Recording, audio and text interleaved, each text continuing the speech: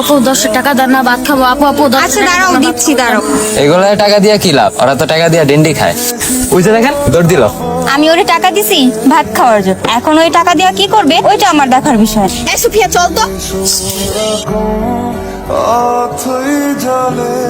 আচ্ছা আমি এখানে প্রতিদিন আসি, আপনি জানেন কিভাবে?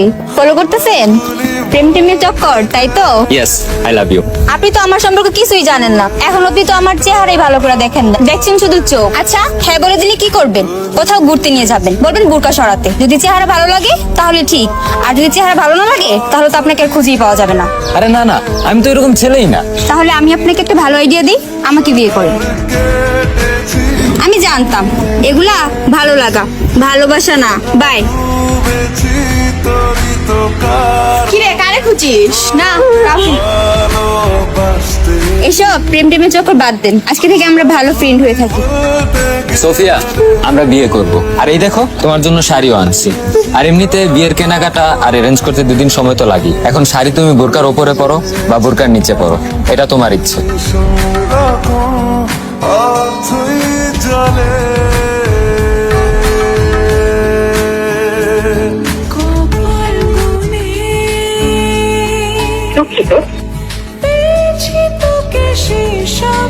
এক মুহূর্তেই সব বদলে গেল। আমি তোমাকে বোঝাতে চেয়েছিলাম তোমাকে কতটা ভালোবাসি।